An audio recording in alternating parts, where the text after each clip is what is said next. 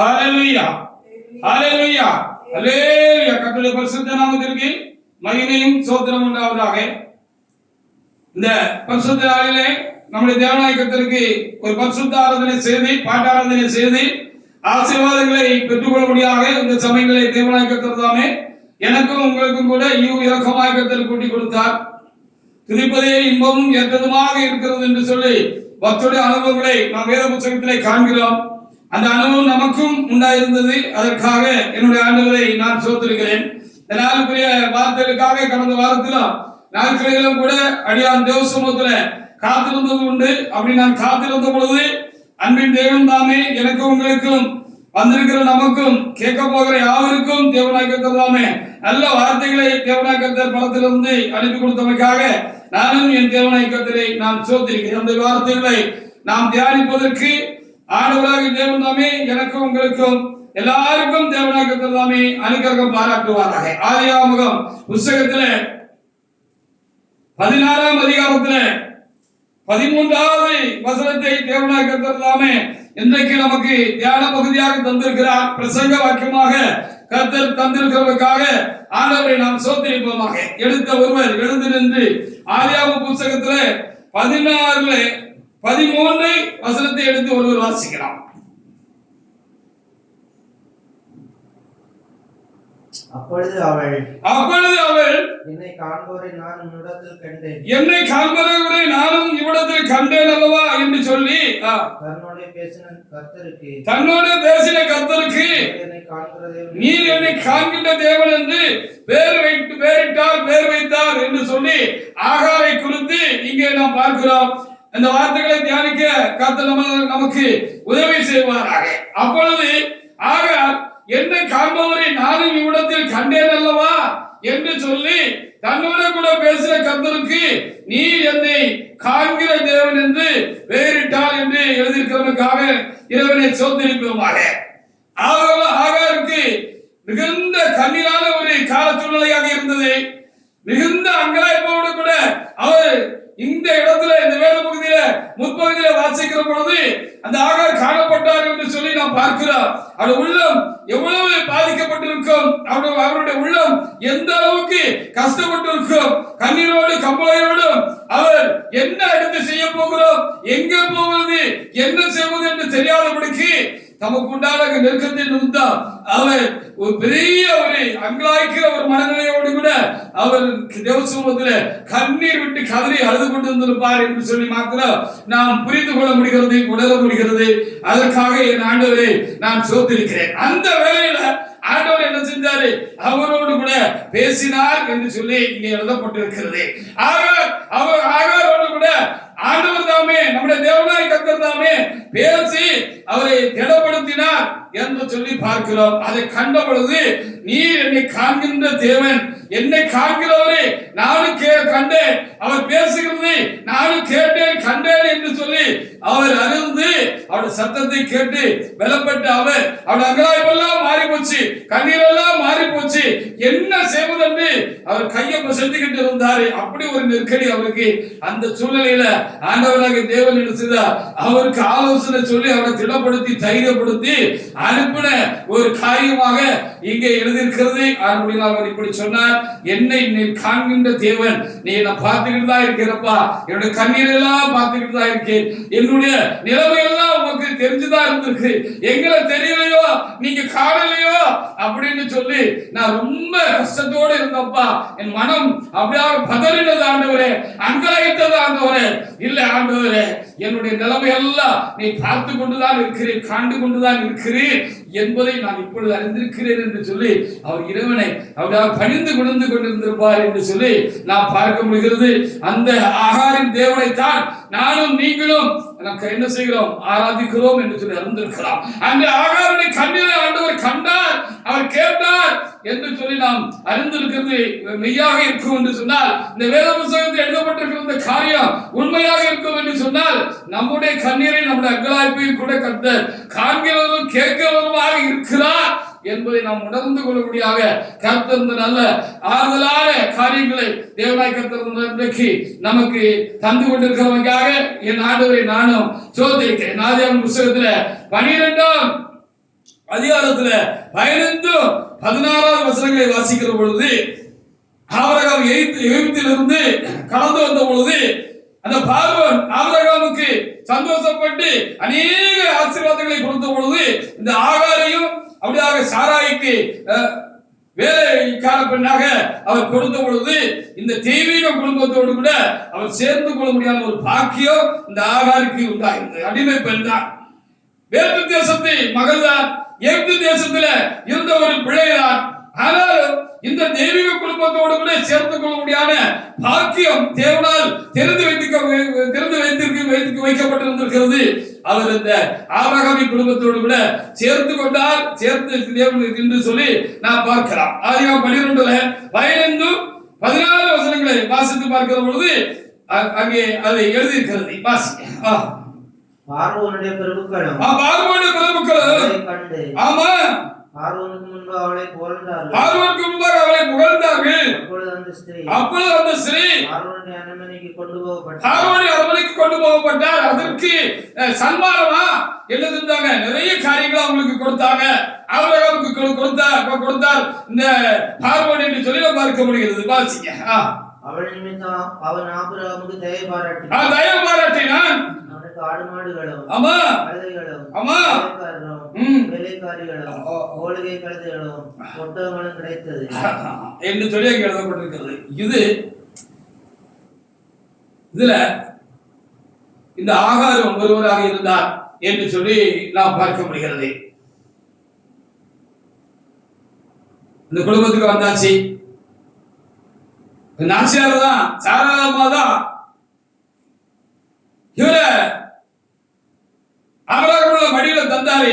எனக்கு தான் பிள்ளை பெறக்கூடிய பலன் இல்ல, பாக்கியம் இல்ல, நான் மலடியா இருக்கிறேன். எப்படியாவது எனக்கு ஒரு பிள்ளை வேணும், கொஞ்சத்துக்கு ஒரு பிள்ளை வேணும். என்ன செய்யலான்னு யோசித்த பொழுது அவங்களுக்கு இது நல்லது பட்டிருக்கு. உடனே ஆபிரகாமை கூப்பிட்டு, நம்ம வேலைக்கார பிள்ளை ஆகார் இருக்கால, நல்ல பிள்ளையா இருக்கிறா, அவ கூட நீங்க சேருங்க. அது நிமித்தம் கர்த்தருக்கு சித்தமானா, நம்முடைய தேவனுக்கு சித்தமானா நமக்கு ஒரு குழந்தை பாக்கியம் கிடைக்கட்டும் அப்படின்னு சொல்லி இந்த ஆகார சாராய் ஆபிரகாமுக்கு என்ன செய்தாரு? துணையா கொடுத்தாரு என்று சொல்லி நம்ம வேத புத்தகத்தில் பார்க்கலாம். கொடுத்தாச்சு. அப்ப தரிச்சிருந்திருப்பாங்க ஆபிரகாமும் ஆகாரம் தரிச்சிருந்திருப்பாங்க. அப்ப ஆபிரகாம் ஒரு பக்தியுள்ள மனுஷனா இருந்தபடினால அவர் அடிக்கடி தேவனோடு கூட உறவாடுகிறதையும் பேசுகிறதையும் இந்த அம்மா பார்த்திருக்கிறதுக்கு ரொம்ப ரொம்ப அதிகமான வாய்ப்புகள் இருக்கிறது. நாட்காலங்கள் எல்லாம் அவரு விடிய முடிச்சிருந்த நாட்கள் தெளிவா இருந்திருக்கும் என்று சொல்லி நம்ம பார்க்கிறோம். அப்படி இந்த ஆகாரம் பார்த்திருப்பாங்க எப்படி சொல்லி பார்க்கிறோம். என்ன ராத்திரி நீங்க தூங்கவே இல்லை, ராத்திரி பூரா முழங்காலே நின்றுட்டு இருந்தீங்களா, ஜெபம் பண்ணிக்கிட்டு இருந்தீங்களா அப்படின்னு சொன்ன பொழுது ஆமா ஆண்டவர்களோட நான் பேசிக்கிட்டு இருந்தேன்னு சொன்னார். என்னது பேசிக்கிட்டு இருந்தீங்களா? ஆமா மகளே, நான் என் தேவனோடு கூட நான் பேசிக்கிட்டு இருந்தேன். அவர் பேசுகிற அவருடைய சத்தத்தை நான் கேட்கிறேன். அவர் என்ன பேசுறாரு, நான் பேசுறது அவர் கேட்கிறாரு, அவர் பேசுறது நான் கேட்கிற மகளே அப்படின்னு சொல்லி சொன்ன பொழுது அப்படியா, எனக்கு கூட அந்த தேவன் எப்படி பேசுவார்னு கேட்கறதுக்கு ரொம்ப ஆசையா இருக்குங்க அப்படின்னு ஆகார் சொல்லி இருக்க முடியும் தானே. அப்படி பேசுவாருன்னு சொல்றாரு, நம்ம கிட்ட பேசலையே. நாங்க எப்படி தேவர்கள் எல்லாம் பேசுகிறது இல்லையே, ஒரு தேவனை பேசுறதாக பார்த்தது இல்லையே. இந்த ஆபிரகாமின் தேவன் பேசுகிறதாக இவன் சொல்லுகிறாரு, என்கிட்ட பேசுவாரா அப்படின்னு கேட்டிருப்பாரு. கண்டிப்பாக பேசுவார் மகளே. நீ விசுவாசத்தோடு நம்பிக்கையோடு பக்தியோடு நீ அந்த தேவனத்துல ஜெபம் பண்ணு, அந்த தேவனத்துல பேசு. கண்டிப்பா ஒரு நாளைக்கு அவர் என்ன செய்வாரு, பேசுவாரு அப்படின்னு சொல்லி இருந்திருப்பாரு ஆபிரகாம். இந்த அம்மாவும் காத்திருந்தாங்க. பேசவே மாட்டுக்காரு, இவர் கிட்ட பேசுற தேவன் என்கிட்ட பேச மாட்டுக்காரு அப்படின்னு அவங்க நினைச்சுக்கிட்டு இருந்திருப்பாங்க. அவரு இந்த அம்மா கூட பேசுறதுக்கு ஒரு நாளை குறிச்சு வச்சிருந்தார். அதான் தன்னுடைய சாரால் ஆகிய நாச்சியாரை விட்டு ஓடி வனாந்தரத்தில் அழைத்து தெரிஞ்சுக்கிட்டு இருக்கிற பொழுது, ஆதரவற்று இருக்கிற பொழுது, மனம் பாதிக்கப்பட்டு கண்ணீரோடு கூட தேவ சமூகத்துல என்ன செய்வது என்று கையை பசஞ்சுக்கிட்டு இருந்த அந்த நேரத்துல ஆபிரகாமின் தேவன் இந்த ஆகாரின் தேவன் என்று தம்மை காண்பிக்க சித்தம் கொண்டு அவர்கிட்ட பேசினாரு அப்படின்னு நம்ம பார்க்கிறோம். ஆதியாகமம் 16ஆம் அதிகாரத்துல 6வது வசனத்தை நீங்க எடுத்து வாசி பாருங்க. அம்மா தான் கட்டி வச்சாங்க. இந்த அம்மாவை கொஞ்சம் பிள்ளை உண்டாயிட்டாங்கன்னு நாச்சாரத்தை கொஞ்சம் அற்பமா நடந்துக்கிட்டாங்க. அந்த அம்மாவுக்கு ரொம்ப கஷ்டமா இருந்துச்சு. கடினமா நடத்தினாங்க, கடினமா வேலை வாங்கி இருக்கிறாங்க, கடுகடுன்னு இருந்திருக்கிறாங்கன்னு நினைக்கிறேன். இந்த பிள்ளைக்கு தாங்க முடியல இருக்கு. சொல்லாம கொள்ளாம எடுத்துட்டாங்க, நடைய கட்டிட்டாங்க, வந்துட்டாங்க. இப்போ வனாந்தரத்துக்கு வந்துட்டாங்க. எங்க பார்த்தாலும் ஆளுநர் மட்டுமே இல்ல, சாயங்காலம் வேற ஆயிட்டு இருட்டிட்டு என்ன செய்யறதுன்னு தெரியல. பயம் தொத்திக்கிட்டு கலக்கம் வந்துட்டு ஓன்னு வந்துட்டாங்க. அப்படின்னா நம்ம என்ன வேண்டி இருக்கிறது வாசிங்க. விரட்டி விட்டாங்கன்னு இருக்கிறது. விரட்டி விடல, இவங்க வந்துட்டாங்க, தாக்கு பிடிக்க முடியாம வந்துட்டாங்க. வாசிங்க. ஆபிரகாமுக்கு இஸ்மவேலை பெற்றபோது ஆதியாகமம் 16:6 அதற்கு ஆபிரகாம் சாராயை நோக்கி இதோ உன் அடிமைப்பெண் உன் கைக்குள் இருக்கிறாள், உன் பார்வைக்கு நலமான உனக்கு எது நல்லது கூட அப்படி செய்வா. நான் சொல்றதுக்கு என்ன இருக்கு, நீ தான் அவளை தந்த, இப்போ முறுமுறுக்கிற, உனக்கு என்ன நல்லது படுதோ அப்படி செய்யு அப்படின்னு அப்படி சொல்லிட்டாரு. அப்பொழுது சாராய் அவளை கடினமாக நடத்தினபடினால் அவளை விட்டு ஓடி போனாள். ஆமா, ஓடி போயிட்டாங்க இந்த ஆகாரம் அப்படின்னு சொல்லப்பட்டிருக்கிறது. அப்படிப்பட்ட நேரத்துல இந்த அம்மா கூட பேசணும்னு ஆண்டவர் டேட் வச்சிருந்திருக்கிறார் போல இருக்கு. டேட் வச்சிருந்திருக்கிறாரு. பேசுவோமா? பேசுவேன். உனக்கு தேவைப்படுகிற பொழுது, அவசியப்படுகிற பொழுது, நீ பாரமா இருக்கிற பொழுது, நீ கலங்கி இருக்கிற பொழுது நான் உங்ககிட்ட பேசுவேன் அப்படின்னு ஆண்டவர் டேட் வச்சிருந்திருக்கிறாரு. அந்த டேட்டு தான் இந்த தேதி. அதே நேரத்துல 7-8 வசனங்கள் வாசிங்க. அப்படி கலங்கி போய் இருந்தாங்க, அங்காயிட்டு இருந்தாங்க. தேவனே, நச்சரை விட்டு வந்துட்டேன் தேவனே, எங்க போறதுன்னு தெரியல, திரும்பி போறதான்னு தெரியல, எங்க போறதுன்னு தெரியல அப்படின்னு கலங்கி குழம்பி போயிருந்தாங்க. அப்படி இருக்குதானே சில வேளையில நம்முடைய வாழ்க்கை சூழ்நிலையும். வாசிங்க. கர்த்தருடைய தூதனானவர் அவளை வனாந்தரத்திலே சூருக்கு போற வழியே இருக்கிற நீருட்டண்டையிலே கண்டார். அடிமை பெண்ணாய் ஆகாரே, சாராயின் அடிமை பெண்ணார ஆகாரே, எங்கிருந்து வருகிறோமா, எங்க போறோமா என்று கேட்டாரு. சாராயை விட்டு ஓடி ஆமா, அந்த அம்மா ரொம்ப கடினமா நடத்துறாங்க, என்னால முடியல, அதனால அவங்களை விட்டு நான் ஓடி போறேன் அப்படின்னு சொன்னாங்கன்னு அங்க எழுதப்பட்டிருக்கிறது. தொடர்ந்து ஆண்டவர் பேசினார். 10-11 கூட நீங்க வாசிச்சு பாருங்க.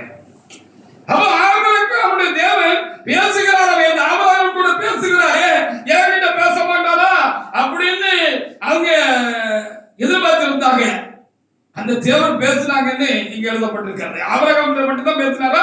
ஆகார்கிட்ட பேசினார், சாராயிட்ட பேசினாரு, எத்தனையோ மக்கள்கிட்ட பேசினாரு. எல்லா கால சூழ்நிலையிலும் மிகுந்த பாரத்தோடு, நெருக்கத்தோடு, துக்கத்தோடு கலங்கி தவித்துக் கொண்டிருக்கிற பொழுதுதான் ஆண்டவர் என்ன செய்கிறார், அநேக வேளைகளில் தம்முடைய பக்தர்களோடு அவர் இடைப்படுகிற அனுபவம் கொண்ட தேவனாக இருக்கிறார். அப்பதான் தேவன் அவர்களுக்கு ரொம்ப முக்கியமா தேவை. நிற்கதையா இருக்கிற பொழுதுதான் அவங்களுக்கு ஆண்டவர் தேவை. அப்பதான் ஆண்டவர் அவர்கிட்ட பேசணும். அப்படி பேசினாருன்னு சொல்லி பார்க்கலாம். இங்கேயும் பேசினாரு. என்ன பேசினாரு வாசிங்க. இன்னும் கர்த்தருடைய தூதனானவர் இப்பொழுது கர்த்தருடைய தூதனானவர் அவரை நோக்கி சந்ததி மிகவும் பெருக பண்ணுவேன், அது பெரிய எண்ணி முடியாத இருக்கும். ஆமா, நீ ஒண்ணும் பயப்படாத, வயிற்றுல பிள்ளை வச்சிருக்கிறோமே, தவிக்காத, அதுக்கு என்ன ஆகுமோன்னு கலங்காத, பயப்படாத, கண்ணீர் வடிக்காத, கண்ணீரை தொடச்சுக்கமா அப்படின்னு சொல்லி ஆண்டவர் அது பெரிய காரியம் இருக்கும் அப்படின்னு சொன்னாருன்னு எழுதி இருக்கிறது. வாசிங்க. இன்னும் கர்த்தருடைய தூதனானவர் அவளை நோக்கி, நீ கர்ப்பவதியாயிருக்கிறாய், நீ இருக்கிறாய், ஒரு குமாரனை பெறுவாய், ஒரு குமாரனை பெறுவாய். கர்த்தரும் அங்கலாய்ப்பை கேட்டபடியினால், கர்த்தரும் அங்கலாய்ப்பை கேட்டபடியினால் அவனுக்கு இஸ்மவேல் என்று பெயரிடுவாயாக. அவன் அங்கலாய்ப்பு கர்த்தர் கேட்டிருக்காருமா, நான் கேட்டிருக்கம்மா. வயிற்றுல என்ன பிள்ளை இருக்குன்னு தடை பார்த்திருப்பா தானே, 14 வயிற்று தடை பார்த்திருப்பா தானே. பெரியவங்களா அப்படி சொல்றாங்க இப்படி சொல்றாங்கன்னு நீ ஆசையோடு தடவை பார்த்திருப்ப தானே. பொம்பளை பிள்ளையோ ஆம்பளை பிள்ளையோ தெரியலன்னு நினைச்சிருப்ப தானே. இல்ல, உனக்கு ஒரு ஆண் வாரிசு உள்ளுக்குள்ள நான் உண்டாக்கி வச்சிருக்கிறேன் அப்படின்னு ஆண்டவர் சொன்னாரு. அவனுக்கு இன்னும் பேருன்னு அவரு சொல்லிட்டார்.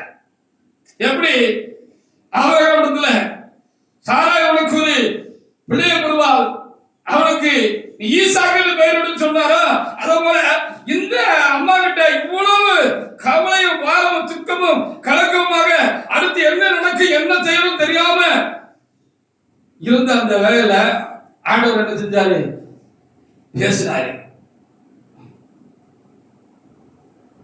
பேரு சொன்னாரு பிறக்க போற பிள்ளைக்கு அப்படின்னு சொல்லி இங்கே நாம் பார்க்க முடிகிறது. இப்ப 13 வாசி பாருங்க. அப்பொழுது அவள் என்னை காண்பவரை நான் உன்னிடத்தில் கண்டேன் அல்லவா சொல்லி தன்னுடைய பேசினது கர்த்தருக்கு நீர் என்னை காண்கிற தேவன் என்று பெயரிட்டாள். தன்னோடு பேசின கர்த்தருக்கு நீர் என்னை காண்கின்ற தேவன் என்று இப்ப அறிஞ்சிருக்கிறேன்னு சொல்லி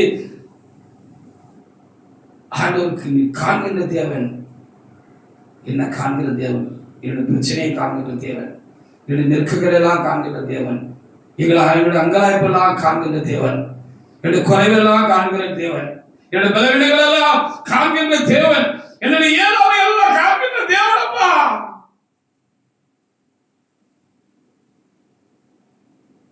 அப்படின்னு அவங்க ஆண்டவருக்கு இப்படி ஒரு பேர் வச்சாங்கன்னு சொல்லி நம்ம பார்க்க முடியும். அந்த ஆகாரின் தேவனை தான் நம்ம ஆராதிக்கிறோம், அந்த ஆபிரகாமின் தேவனை தான் நம்ம ஆராதிக்கிறோம், அந்த யாக்கோபின் தேவனை தானே நம்ம ஆராதிக்கிறோம், அந்த மோசேயோட தேவனை தானே நம்ம ஆராதிக்கிறோம். அவங்க கூட எல்லாம் கர்த்தர் பேசுறாரு தானே.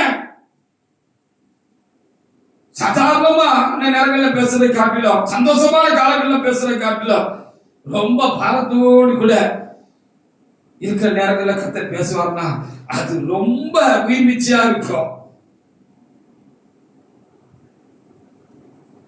அப்படியா ஆகாரோட பேசுறாங்கன்னா நம்ம கூட பேச மாட்டாரா, நம்மளே பலப்படுத்த மாட்டாரா? கண்டிப்பா ஆண்டவர் என்ன செய்வாரு, பலப்படுத்துவார். அப்பொழுது அவர் என்னை காண்பவரை நானும் இந்த இடத்துல கண்டேன் அல்லவா என்று சொல்லி தன்னோட பேசுறதுக்கு நீர் என்னை காண்கிற தேவன்னு சொன்னாங்கன்னு இங்க எழுதியிருக்கிறது. அதுக்காக ஆண்டவரை நாம் சோதரிப்போமாக.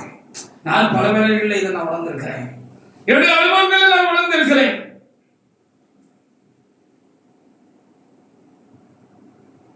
என்னுடைய ஆவிக்குரிய ஜீவியம் என்னுடைய ஊழிய காலங்களும் மிகுந்த ஒரு பாரமான சூழல்களே அதிகமா நான் கலந்து வர வேண்டியது இருந்ததை நான் பார்த்திருக்கிறேன். இந்த காலங்களில் கூட அப்படித்தான் என்று சொல்லி நீங்கள் அறிஞ்சிருக்கிறீங்க, அறிஞ்சவங்க அறிஞ்சிருக்கிறாங்க. அப்படிப்பட்ட நேரங்களில் எல்லாம் கர்த்தர் ரொம்ப செஞ்சு போயிருக்கிற நேரத்துல, விலையில்லா பலனற்று போயிருக்கிற நேரத்துல கர்த்தர் எடை கொள்ளாருங்கிறத நான் அனுபவத்தில் காண்கிறேன்.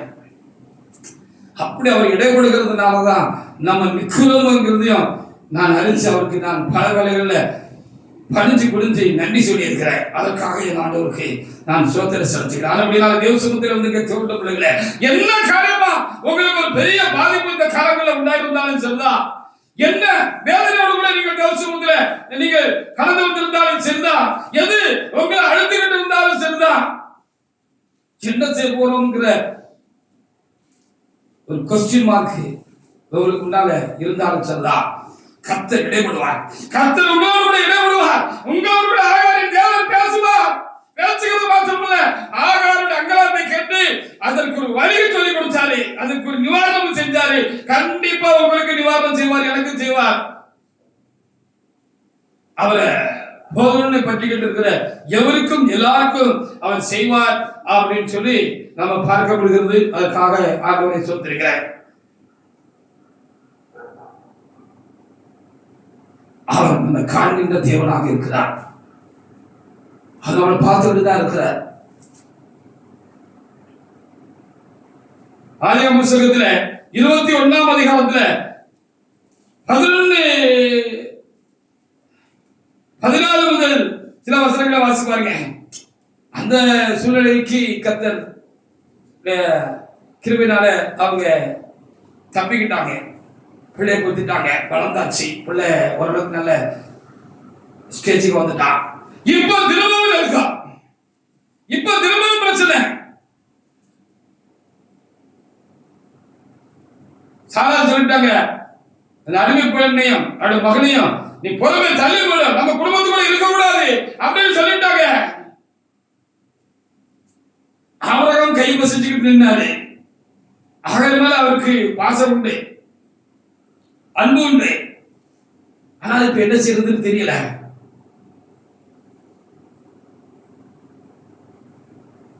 வாசிக்க பார்ப்போம். 21:14 முதல் 16 வரைக்கும் வசனங்களை வாசிப்பாங்க. ஆபிரகாம் அதிகாலையில் எழுந்து ஒரு துருத்தி தண்ணீரம் எடுத்து அவருடைய தோளின் மேல் வைத்து பிள்ளையை ஒப்பு கொடுத்து அவளை அனுப்பிவிட்டான். அவள் புறப்பட்டு போய் பேர்சேபா வனாந்தரத்தில் அலைந்து திரிந்தாள். மறுபடியும் பிரச்சனை. ராத்திரி பூரா ஆபிரகாம் அதிகாலையில் எழுந்து சொல்லியிருக்க, ராத்திரி பூரா சாரங்கம்மாள் அவர் தொந்தரவு பண்ணிக்கிட்டே இருந்திருக்காங்க, நச்சரிச்சுக்கிட்டே இருந்திருப்பாங்க போல இருக்கிறது. தூங்க விடல.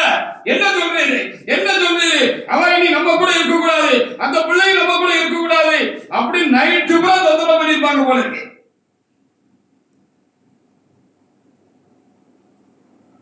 காலையில இருந்து சொன்னேன், கொஞ்சம் சாப்பாட்டுக்கு அப்பதையும் ஒரு திருப்தி நிறைய தண்ணீரையும் கொடுத்து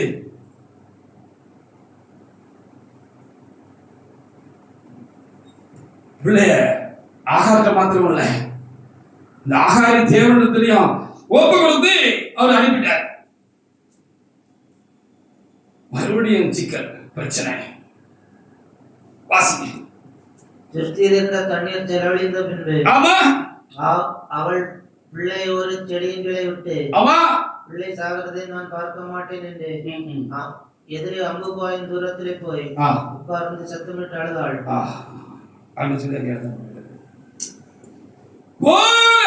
அம்மா கதறி அழுதாங்க.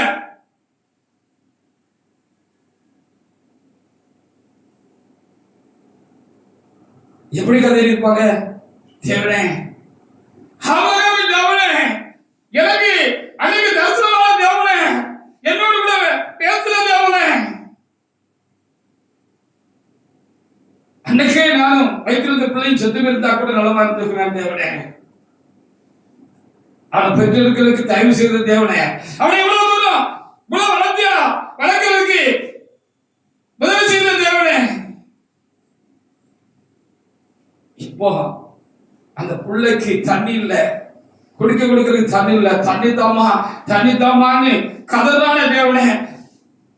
அவனுக்கு கொடுக்கறதுக்கு தண்ணி இல்லையா? வனாந்தரம் பாலைவனத்துல நாங்க நடந்து போய்கிட்டு இருக்கோம். எங்க போய் நான் தண்ணி வாங்கி கொடுப்பேன்? பிள்ளை செத்து போகுமாண்டவரே. அவனை பெரிய சாதியாக்குவேன்னு சொன்னீங்களா ஆண்டவரே? நீங்க தான் ஆண்டவரே சொன்னீங்க, பேரெல்லாம் சொன்னீங்களப்பா. ஆபிரகாம்கிட்ட நான் தான் அந்த பேரை சொன்னேன், பிள்ளைக்கு பேர் வைக்கணும்னு சொன்ன பொழுது நீங்க ஆபிரகாம்கிட்ட சொன்னீங்க தானே, ஆகாருக்கு சொல்லி இருக்கிறேன் அந்த பிள்ளைக்கு என்ன பேர் வைக்கணும்னு சொல்லி இருக்கிறேன். நீ அவன்கிட்ட போய் கேளு, அவன் பேர் சொல்லுவான்னு பிள்ளை பிறந்திருக்க பொழுது நீங்க ஆபிரகாம்கிட்ட சொன்னீங்க தானே ஆண்டவரே? என் புருஷன்கிட்ட சொன்னீங்க தானே?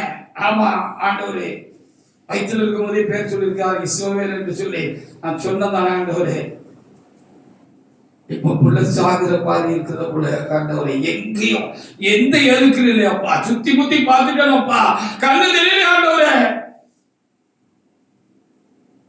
இந்த பாலைவனத்துல தண்ணி எங்க கிடைக்கும், நான் எங்க போய் தேடுவோம் அப்பாண்டவர் அப்படின்னு சொல்லி மிகுந்த கண்ணீரோடு கதறி கொண்டிருந்தாங்க என்று சொல்லி பார்க்கலாம். விட்டுட்டாரா ஆண்டவரே, விட்டுட்டாரா ஆண்டவரே என்று சொல்லி கேட்க வேண்டியதாக இருக்கிறது. விடல, இப்பவும் விடல. நான் உன்னை காண்கின்ற தேவன், நீர் என்னை காண்கின்ற தேவன் என்று எழுதியிருக்கிறது.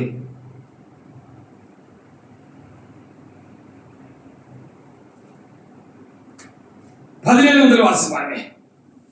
17 முதல் அப்படிதான் முடிஞ்சு போச்சு அப்படின்னு முடிவுக்கு வந்திருப்பாங்க. அது சாகிறதுக்கு முன்னால நம்ம செத்துட்டு நல்லா இருக்கவே, அது சாகிறத பார்க்காமலே நம்ம செத்துட்டா நல்லா இருக்கும்னு நினைச்சிருப்பாங்கன்னு நான் நினைக்கிறேன். 17 முதல். தேவன் பிள்ளையின் சத்தத்தை கேட்டார். தேவன் பிள்ளையோட சத்தத்தை கேட்டார். தேவதூதன் வானத்தில் இருந்து ஆகாரை கூப்பிட்டு, ஆமா, ஆகாரே உனக்கு என்ன சம்பவித்தது? என்னமா நடந்துச்சு? பயப்படாதே, பயப்படாதம்மா. பிள்ளையின் இடத்திலே தேவன் அவனின் சத்தத்தை கேட்டார். ஆமா, பிள்ளை கதற சத்தத்தை, நீ கதற சத்தத்தை தேவன் கேட்டிருக்கிறாருமா. நீ எழுந்து பிள்ளையை எடுத்துக்கொண்டு, நீ எழுந்து பிள்ளையை எடுத்துக்கொண்டு அவனை அவன் கையில் பிடித்து கொண்டு போய், கையில பிடித்து கொண்டு போ, அவனை பெரிய ஜாதியாக்கு என்றார். சரிங்க ஆண்டவரே, தண்ணி குடிக்கலன்னு நான் அவனை செத்து போயிடுவான் ஆண்டவரே அப்படின்னு அந்த அம்மா அந்த ஆண்டவரை ஏறிட்டு பார்த்துருப்பாங்க தானே. செத்து போயிடுவோம் ஆண்டவரே, தண்ணி இல்லாம எப்படி போறது ஆண்டவரே, தண்ணி குடிக்காம அடுத்தால ஒரு அடி எடுத்து வைக்க முடியாத ஆண்டவரே அப்படின்னு ஆண்டவரை பார்த்து கேட்டுருப்பாங்க தானே, பார்த்துருப்பாங்க தானே. வாசிங்க. தேவன் அவளுடைய கண்களை திறந்தார். அப்பொழுது அவள் ஒரு தண்ணீர் துறவை கண்டு போய் திருப்தியில தண்ணீர் நிரப்பி பிள்ளைக்கு கொடுத்தாள். பாத்தீங்களா? அப்போ அந்த தண்ணி காலியாயிட்டு, அந்த தண்ணி காலியாகிற இடத்துல ஆண்டவர் என்ன செஞ்சிருந்தாரு, அங்க ஒரு துறவை ஆண்டவர் வச்சிருந்தாரு. காலகாலத்துக்கு முன்னாலே உண்டாக்கி வச்சிருந்தார். ஒருவேளை ஆகாரம் ஆபிரகாமும் உண்டாகிறதுக்கு முன்னாலே இப்படி ஆபிரகாம் பக்தர் உண்டாயிருப்பாரு, வருவான், அவனுக்கு இப்படி ஒரு செகண்ட் வைப்பா, இப்படி ஒரு மகள் வருவா, அவளை நான் ஆசீர்வதிக்கலாம், அவளை விட்டு ஆசீர்வதிக்கலாம் அப்படிங்கிறதுக்காக ஹல்லேலூயா அவரு உலகத்தை உண்டாக்குன பொழுது இந்த வழியாத்தான் வருவான்னு அவருக்கு தெரிஞ்சிருந்த அப்படின்னால அங்க ஒரு துறவை ஆண்டவர் உண்டாக்கி வச்சிருந்தார். எப்படிதான் சிம்சோன் 1000 பேரை ஒரு கழுதின் சாலையில் முன்னால கொண்டு விட்டாரு. பெரிய ஒரு ரட்சிப்பு அவருடைய களத்தினால தேவன் செஞ்சிருந்தாரு.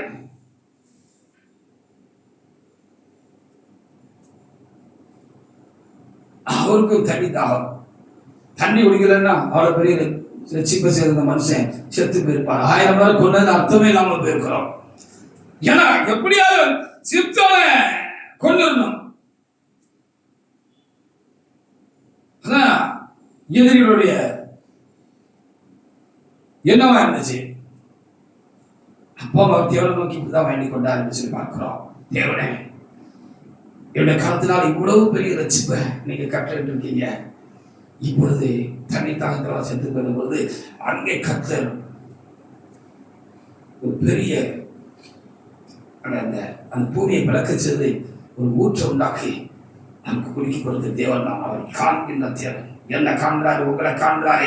உங்க பிரச்சனை அவருக்கு தெரியும், என் பிரச்சனை எனக்கு தெரியும், என்னுடைய அவருக்கு தெரியும், உங்களுடைய பாரம் அவருக்கு தெரியும், உங்களுடைய வருத்தம் அவருக்கு தெரியும், உங்களுடைய பலவீனம் அவருக்கு தெரியும், எல்லாம் தெரியும் தெரியும் தெரியும். தேவனுக்கு தெரியும், காண்கின்ற தேவன்.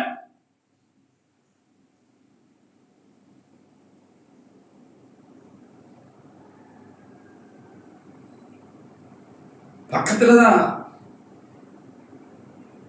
ரெமெடி இருக்கு. ஆனாலும் கண்ணை திறக்கலான்னு அதனால ஆகாருக்கு தெரியல. பக்கத்துலதான் இருந்திருக்கு, அந்த துறவு பக்கத்துலதான் இருந்திருக்கு, கண்ணை திறக்கல, அதனால ஆகாருக்கு தெரியல. கண்ணை திறந்தாரு, பக்கத்துல இருக்குவாங்களே, உனக்கு நான் ஏற்கனவே எல்லாத்தையும் ஏற்பாடு பண்ணி தான் வச்சிருக்கிறேன், இப்படி ஒண்ணு வரும்னு தெரியும்.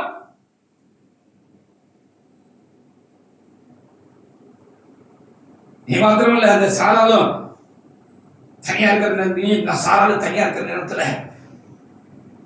வைத்த தடையை பார்த்தது எனக்கு தெரியும், முத்தமிட்டது எனக்கு தெரியும், முத்தி முத்தி என் பிள்ளை என் வாரிசு, உன் பிள்ளை இல்ல என் பிள்ளை என் வாரிசுன்னு முத்தினது எனக்கு தெரியும், உன்னை விரட்டுனது எனக்கு தெரியும், நீ தவிக்கிறது எனக்கு தெரியும், நான் பார்த்துக்கிட்டு தான் இருக்கிற மகளே அப்படின்னு ஆண்டவர் சொன்னாங்க அப்படின்னு நான் இருந்தேன். வாசி 20. தேவன் பிள்ளையுடனே இருந்தான். தேவன் பிள்ளையோடு இருந்தார். அவன் வளர்ந்து வனாந்தரத்திலே குடியிருந்து வில்வித்தையில் வல்லவனானான் என்று சொல்லி அங்கு பார்க்க முடிகிறது.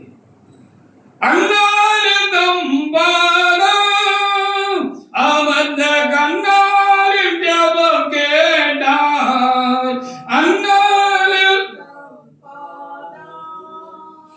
அமர்ந்த கண்ணாலில் ஜெபம் கேட்டார், அனாதையாய் தவித்த அந்த ஆகாரின் துயர் தீர்த்தார், அனாதையாய் தவித்த அந்த ஆகாரின் துயர் தீர்த்தார். உன்னத தேவ உன்னுடன் இருக்க உள்ளமே கலங்காதே, உன்னத தேவ உன்னுடன் இருக்க உள்ளமே கலங்காதே, அவர் உள்ளவரே என்று நல்லவரே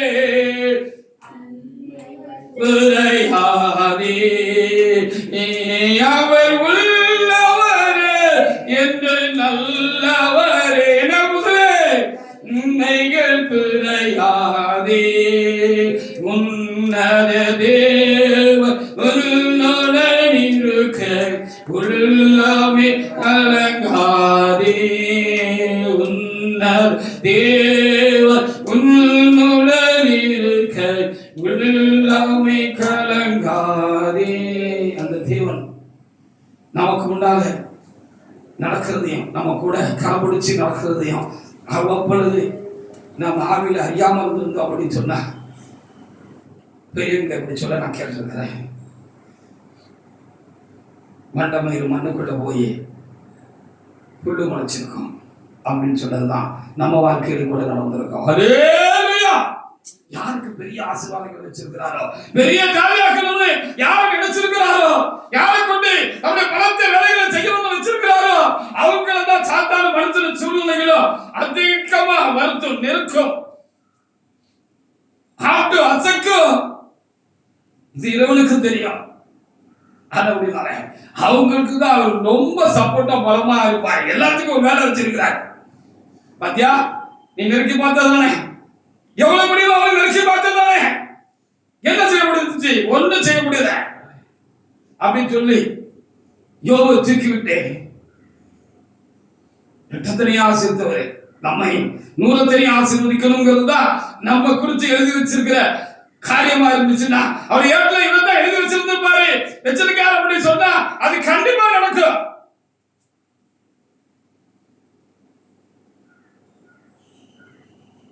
கண்டிப்பா நடக்கும். அவர் காண்கின்ற தேவன், அவர் என்னை காண்கின்ற தேவன் என்று ஆகாரம் மாத்திரமல்ல, அவர் என்னை காண்கின்றார் என்று நான் பல வேளைகளை நான் அனுபவத்தால் உணர்ந்திருக்கிறேன், ஆவியில உணர்ந்திருக்கிறேன். நேற்று கூட வாசகத்துக்கு நாங்கள் கடந்து வந்திருந்தோம். அப்போ 3வது பாட்டு நாம் ஆயத்தம் ஆகிடுவோம், அவர் ஆண்டவர் என்று சொல்லுவாங்க. அந்த பாட்டை நாங்கள் படிக்க ஆரம்பித்தோம். தேசம் நமக்கு முன்பு தேவதாசரின் பின் சொல்லுவோம் அப்படின்னு படிக்க ஆரம்பித்தோம்.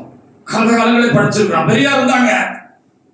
அவங்க பாடலை படிக்கிற பொழுது நமக்கு தெரியும், ஆயத்தமாகிடுவோம் அவர் ஆண்டவர் என்று சொல்லுவோம், தேசம் நமக்கு முன்னே தேவதாசரி பின் சொல்லுவோம், தினம் சபையோம்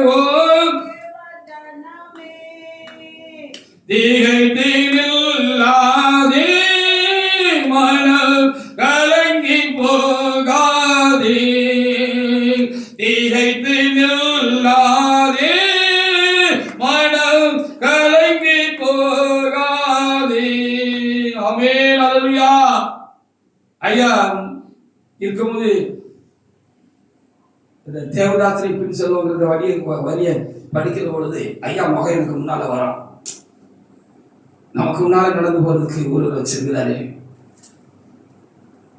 அப்படிங்கிற ஒரு உணர்வு இருக்கும், நம்பிக்கை விட்ட ஒரு பாடலா இருக்கும். ஐயா மறைச்சிட்டாங்க, மறைச்சு போன பிற்பாடு இந்த பாடலை படிக்கிறதுக்கு எனக்கு சரியா மனசு வரல, வாய் வரல. நமக்கு முன்னால நம்மளை நடத்தி கொண்டு ஒரு சரியான தாசர்கள் இல்லையே அப்படின்னு,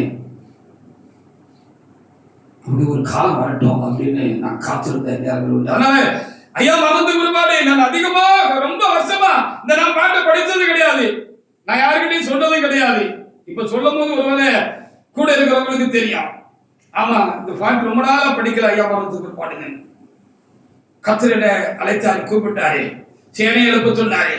ஒரு வாலிபர் கூட்டத்தை எழுப்பு, இந்த வாலிபர் கூட்ட வாலிபர் சேனை எந்த சபையை கட்டும் அப்படின்னு கத்தர் எனக்கு அந்த சொன்ன காலங்கள்ல ஒரு நாள் கத்தர் இந்த பாட்டை படிக்கணுங்கிற ஒரு உணர்வு எனக்குள்ள உண்டாக்குனாங்க.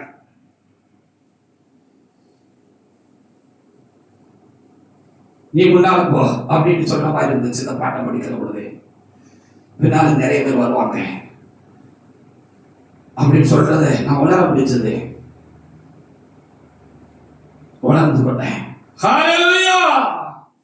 இந்த பாட்டை திடீர்னு நேற்று கத்த திரும்பவும் என்னை படிக்கணும்னு சொன்னார். ஏன்னா எப்படிப்பட்ட ஒரு சூழ்நிலையில என்னுடைய ஆத்மாவும் இந்த காலங்கள்ல இருக்கு, என் ஊழியத்தின் சூழ்நிலை எப்படி இருக்குன்னு சொல்லி கூட இருக்கிறவங்களுக்கு தெரியும். வந்துகிட்ட ஒரு ஆத்மாவையும் கலரை தரமாட்டேன், அதை தரமாட்டேன், உங்க அடக்கத்துக்கு ஆளே இருக்காது அப்படி இப்படின்னு சொல்லி பயமுறுத்தின மாத்திரமில்ல, அவங்களுடைய லைஃப் பார்ட்னரையும் மிரட்டி உருட்டி போன இடத்துல மிரட்டி உருட்டி பயமுறுத்தி வழுக்கட்டாம தள்ளி போட்டாங்க. அந்த மனுஷனுக்கு போனுங்கிற விருப்பம்லாம் கிடையாது.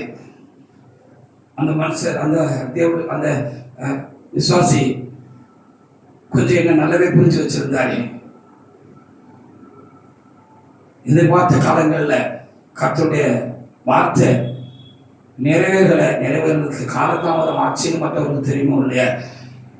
இவர் ஒரு நேர்மையான மனுஷன், கடவுளுக்கு பயப்பட மனுஷன், கடவுள் சொன்னது மாத்திரம் செய்யற மனுஷன் அப்படின்னு அவர் ரொம்ப அறிஞ்சு வச்சிருந்தாரு. இருந்தாலும் அவர் ரொம்ப நெருக்கடி கொடுத்தபடினால அவர் போயிட்டாரு. கர்த்தர் சுத்தமானால் காலம் வருகிற பொழுது திரும்ப வரல, வரட்டும். அவர் மாத்திரம் இல்ல, எல்லாரும் போனவர் எல்லாரும் திரும்ப வரட்டும். அப்படி ஒரு கஷ்டமான ஒரு சூழ்நிலை இப்போ நமக்கு எனக்கு உண்டாயிருக்கு. திரும்பவும் கர்த்தர் இந்த பாட்டை படிக்கணும்னு சொன்ன பொழுது அவர் சொல்லும்போது நம்ம எப்படி மறக்கிறது அப்படின்னு படிக்க ஆரம்பிச்சேன். படிக்க ஆரம்பிச்சதுதான். நான் என் மனைவி மட்டும் தான் இருந்தோம் ஆராதனையில. அந்த கர்த்தருடைய வல்லமை வந்து என்னை நிரப்புறத, அவர் என்னை ஆட்கொள்றத நிச்சயமாக நான் உணர்ந்தேன். ஹல்லேலூயா.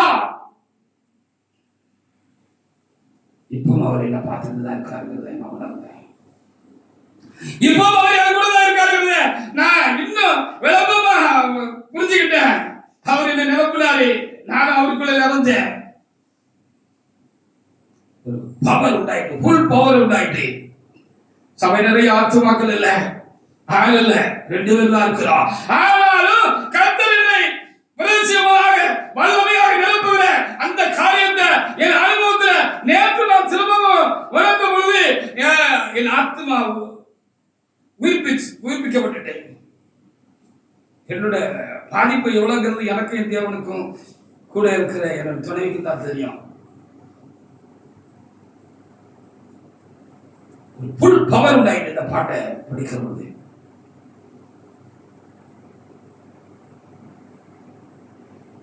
நம்பிக்கை இளவு ஒரு மனிதனுக்கு உண்டாகிற நேரத்தில் எல்லாம் நம்பிக்கையை ஊற்றுகிற தேவன் தான் நம்முடைய தேவன்.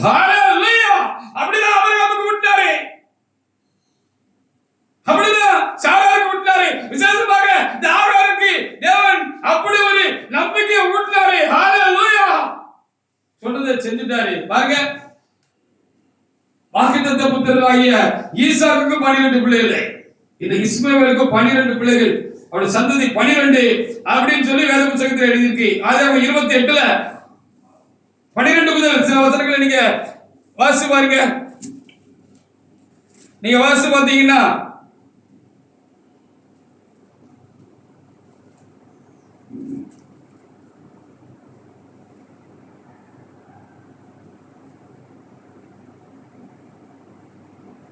இருபத்தெட்டுல இல்லையா?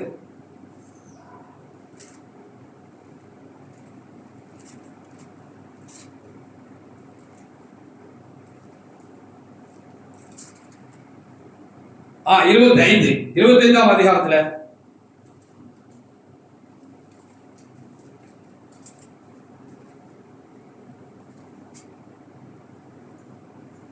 பதினாறு மட்டும் வாசிங்க. 25ல 16 மேல பேரெல்லாம் எழுதிருக்கு. பிள்ளைகள பேரெல்லாம் எழுதிருக்கு.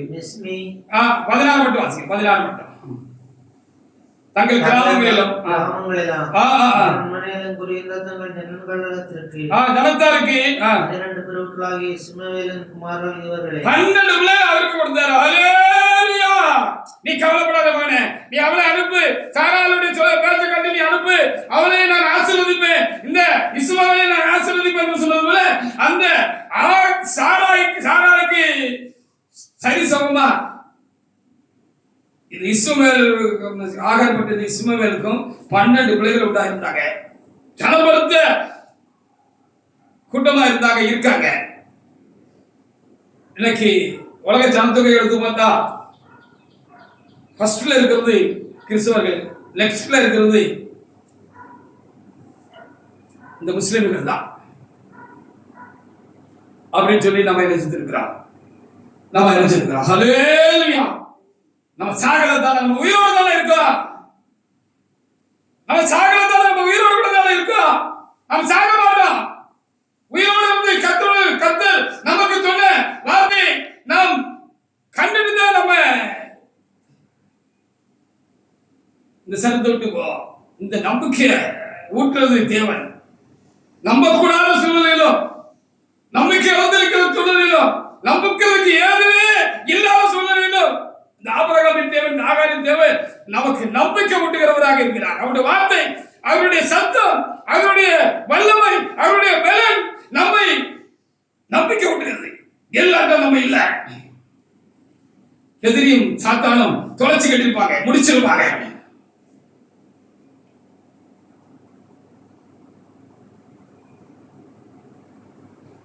அவர் யாக்கோபின் தேவனும் அல்லவா, எல்லாத்தையும் இழந்து நின்னாரு. மாமா வீட்டுக்கு போகும்போது எவ்வளவு சீர்திருத்தெல்லாம் கொடுத்து அனுப்பியிருப்பாங்க. தகப்பன் அரிசாக்கு எல்லாம் காட்ட கடந்து போயிட்டு இருந்துச்சு. கண்ணர்கள் எல்லாத்தையும் பறிச்சுட்டாங்க அப்படின்னு சொல்லி சரித்திர ஆராய்ச்சியாளர்கள் சொல்லுகிறாங்க. அதனால தலைக்கு அவர் என்ன செய்தாரு பாக்குறோம், கண்ணெடுத்து வச்சுட்டு தூங்குறாருன்னு சொல்லி பாக்குறான். சரி, அவ்வளவுதான், எங்க போக போறோம், கதையும் இல்ல, ஒட்டகம் இல்ல, ஒண்ணும் இல்ல, எல்லாம் போச்சு. எந்த காட்டை கலந்து நம்ம எங்க போறோம், அவ்வளவுதான். திரும்பி வேண்டிதான் கூட நினைச்சிருப்பாரு. சரி, படுத்துட்டு காலையில போலான்னு கூட நினைச்சிருக்கிற வாய்ப்பு இருக்கு. ஆதியாகமம் 28:12 முதல் சில வசனங்களை வாசிப்பாங்க. ராத்திரி கர்த்தர் அவரோட பேச ஆரம்பிச்சார். ஆகரோட பேசின தேவன் அவரோட பேச ஆரம்பிச்சார். ஹல்லேலூயா. அவர் வெளிப்பட்டாரு, தரிசனமானாரு, நம்பிக்கை ஊட்டினாரு, தைரியப்படுத்தினாரு, பலப்படுத்தினாரு.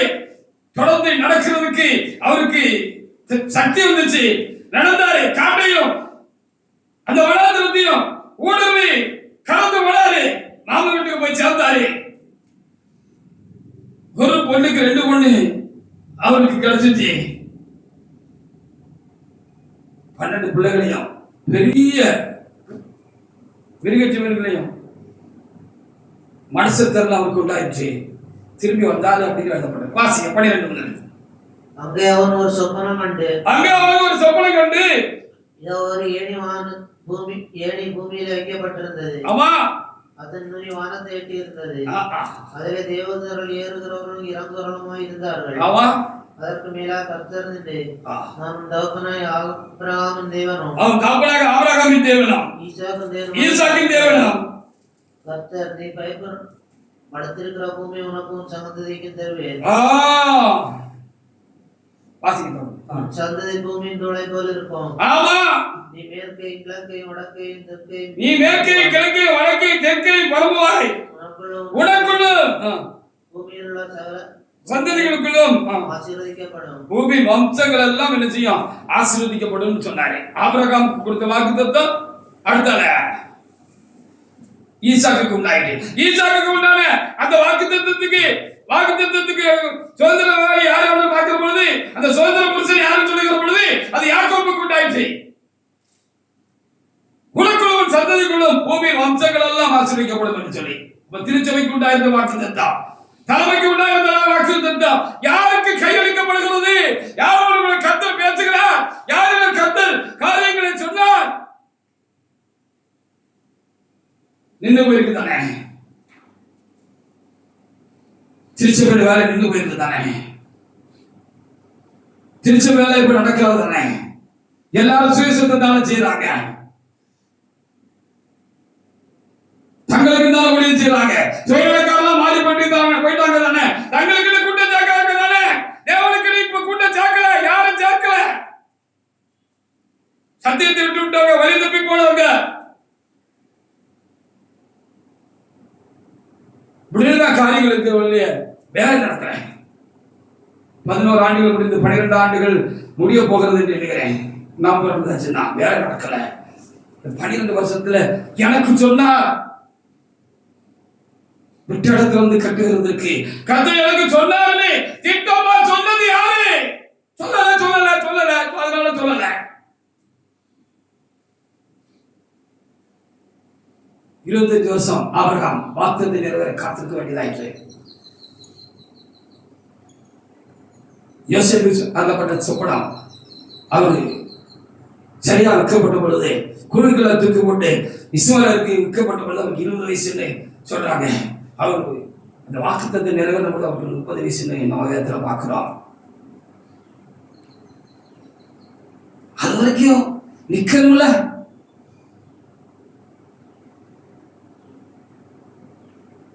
நான் ஐயா பலத்தில் நிக்கல, யாருடைய பலத்தில் நிக்கல, தேவனுடைய பலத்தில் நான் நிக்கிறேன். தேவனுடைய பலத்தில் கர்த்தரை நிறுத்தி வச்சிருக்கிறாரு. கொக்கென்று தாயா கொங்கனையா என்ன ஒரு அம்மா ஒரு முனிவரை பார்த்து கேட்டாங்கன்னு சொல்லி பிராணங்கள் இருக்கு.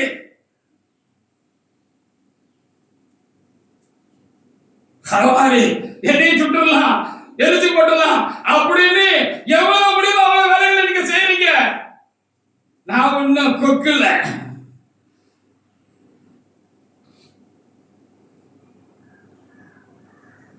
நான் என் தேவனால் எழுப்பப்பட்ட அக்கினியாக இருக்கிறேன். ஹல்லேலூயா.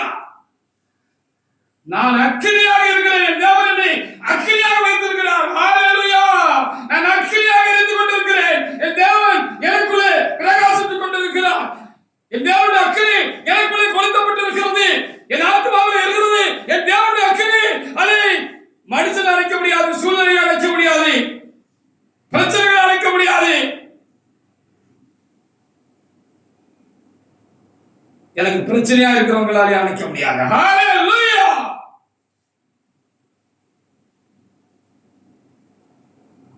வாசிங்க.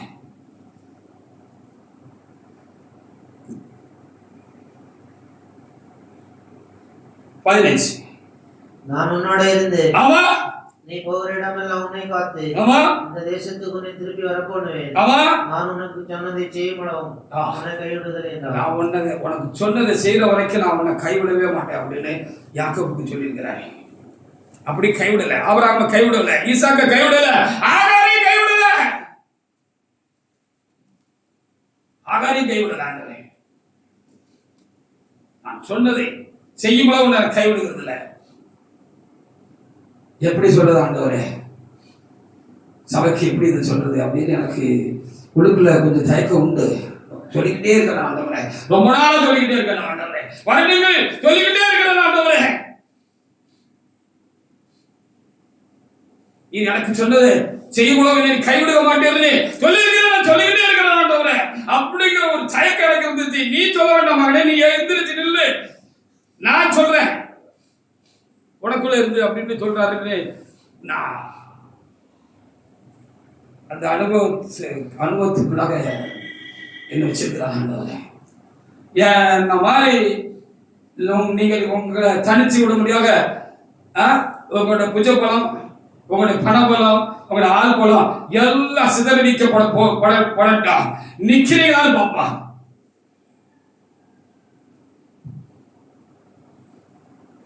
உங்களுடைய புஜபலம், ஆள் பலம், பணபலம் எல்லாம் மாம்சத்துக்குரியது. அது ஆவிக்குரியது அல்ல. அது ஆவிக்குரிய அரணை நிர்மூலமாக்கக்கூடியது அல்ல. அது ஆவியுடைய மேலன் அல்ல. அது ஆவியினால் உண்டான காரியம் அல்ல. அது தேவனால் உண்டான காரியம் அல்ல. பொசிக்கு பேர் வைக்க கர்த்தர் உங்களுக்கு உதவ திருமணம் இல்லாம போயிருவீங்க. நாம் இல்லாமல் போகாதபடி இருக்கிறது என் தேவனுடைய காரியமாக இருக்கிறது. அதற்காக ஆண்டவருக்கு நான் அதிகமாக நான் சோத்திரம் செலுத்துகிறேன். யோசுவாவுக்கும் சொன்னாரு, யோசுவாவுக்கு கர்த்தர் பேசினாரே, நான் மோசையோடு கூட இந்த கூட உன்னாடு கூட இருப்பேன், நான் உன்னை விட்டு விலகுவதும் இல்லை, நான் உன்னை கைவிடுவதும் இல்லைன்னு சொன்னதை செஞ்செடுத்தா அவர் விட்டாரு. இந்த இஸ்ரவேலில் 12 கோத்திரத்திற்கும் சுதந்திரங்களை நீ அளந்து கொடுப்பான்னு சொன்னாரு. அளந்து கொடுத்துட்டா போனார் அவரு. நான் உன்னை விட்டு விலகுவதில்லை, நான் உன்னை என்றும் விலகுவதில்லை, நான் உன்னை விட்டு விலகுவதில்லை, நான் உன்னை விடுவதில்லை, நான் உன்னை மணி போல் உன்னை காப்பேன், நான் உன்னை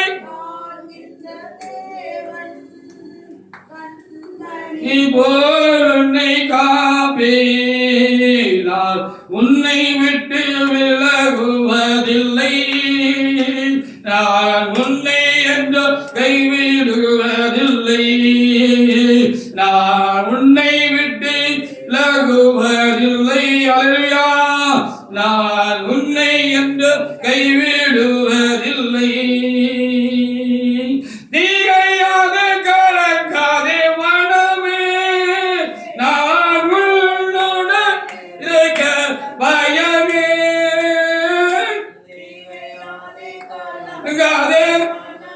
அல்லேலூயா, இருக்க பயமே, கண்ணீர்கள் யாவையும் துடைத்திடுவே, கண்ணீர்கள் யாவையும் உன் கவலைகள் யாவையும் தீர்த்திடுவே, உன் கவலைகள் யாவையும் தீர்த்திடுவே, நான் உன்னை விட்டு விலகுவதில்லை, நான் உன்னை என்றும் கைவிடுவதில்லை, நான் உன்னை விட்டு விலகுவதில்லை, நான் உன்னை என்றும் கைவிடுவதில்லை. ஆமென். அல்லேலூயா. கடைசியாக ஒரு வசனத்தை வாசிக்கலாம். யோசுவா புத்தகத்திலே 1ஆவது அதிகாரத்திலே 5-6 வசனங்களை வாசித்து முடிக்கலாம். 5 வாரம். நீ உயிரோடு இருக்கும் நாளெல்லாம், நீ உயிரோடு இருக்கும் நாளெல்லாம் ஒருவன் உனக்கு முன்பாக எதிர்த்திருப்பதில்லை. மோசேயோடு இருந்தது போல ஆமா உன்னோடும் இருப்பேன், இருப்பேன், நான் உன்னை விட்டு விலகுவதும் இல்லை, ஆமா. உன்னை கைவிடுவதும் இல்லை. ஒரு வருஷம் வாக்குத்தத்தம் 1ஆம் தேதி செய்தி எந்த வசனமா இருந்துச்சு.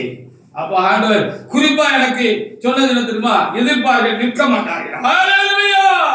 எதிர்ப்பார்கள் நிற்க மாட்டார்கள். எதிர்க்கிறீர்கள், உங்களால் நிற்க முடியாது, நான் நிற்பேன். என்னை தேவன் நிறுத்துவார்.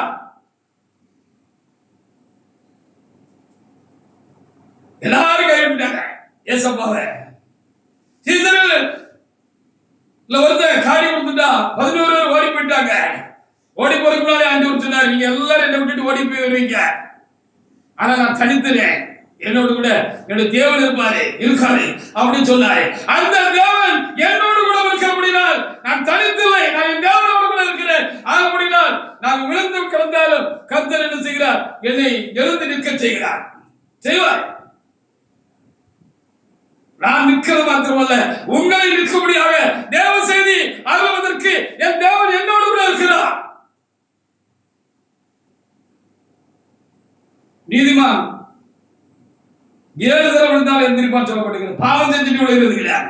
நான் ஒரு நாள் இந்த காரியத்தை யோசிச்சு பார்த்தேன். நீதிமான் பாவம் செய்துட்டு 7 தடவை விழுந்துருவான்னு நிறைய பேர் பிரசங்கிக்கிறதுக்கு நான் பிரசங்கிக்க பார்த்திருக்கிறேன். அது தேவனுடைய பிள்ளைகள் அதை வச்சுக்கிடுவாங்க. தேவனுடைய பிள்ளைகள் அதை ஊழியக்காரர்கள் வச்சுக்கிடுவார்கள். ஏதோ ஒரு சூழ்நிலை எல்லாரும் பாவம் செஞ்சு விழுந்து போயிட்டாங்க, ஆனாலும் அவங்க எழுந்திருப்பா அப்படின்னு சொன்னாங்க. இல்ல இல்ல இல்ல இல்ல, அப்படி ஆண்டவர் என்ன தியானித்த பொழுது ஆண்டவர் செய்தார், நீ நீதிமானாக இருந்தும் நீ எனக்கு விரோதமாய் பாவம் செய்யாது இருந்தான்,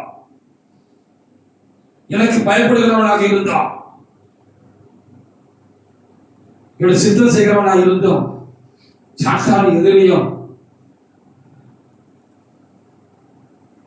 உன்னை தள்ளி விட்டாலும்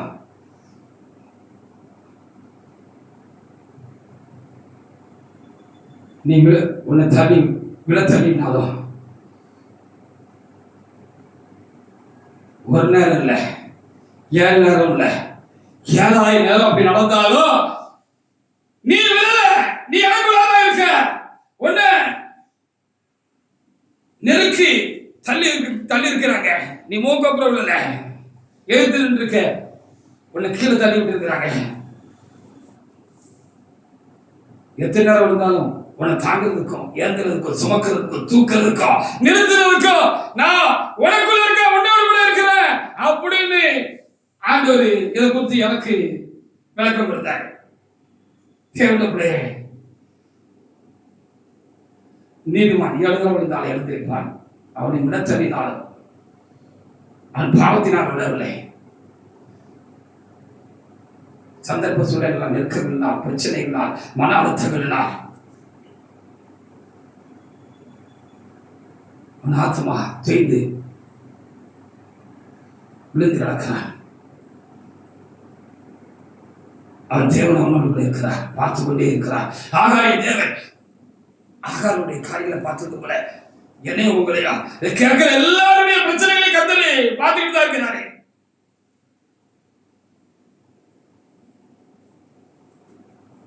சாந்தி, நீர் என்னை காண்கின்ற தேவன், அவன் நம்மை காண்கின்ற தேவன்.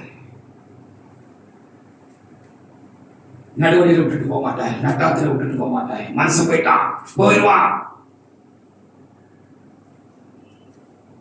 எல்லாரும் போயிடுவான், போனாலும் நான் அவங்கள இருப்பேன், உன்னை விட்டுட்டு போக மாட்டேன், நான் உன்னை காண்கிற தேவன் என்று சொல்லி தட்டி கொடுத்து தோல்ல கை போட்டு, லாவில் கை போட்டு அணைச்சிக்கிட்டு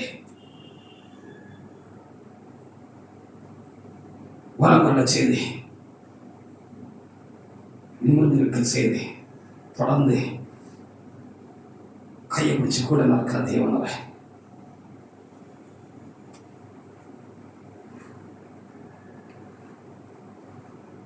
என்னை காண்பவரை நானும் இவ்விடத்தில் கண்டேன் அல்லவா என்று சொல்லி தன்னுடைய பேசின கர்த்தருக்கு ஆக நீர் என்னை காண்கிற தேவன்னு பேர் வச்சாங்க. என்னை பார்க்கலாம், நான் நம்முடைய பிரச்சனைகளை அவர் காண்கிறார் என்பதை வேளா விலைக்கு சமய சந்தர்ப்பெல்லாம் காண்கிறோம். நம்மையும் அவர் காண்கிற தேவன் தான்.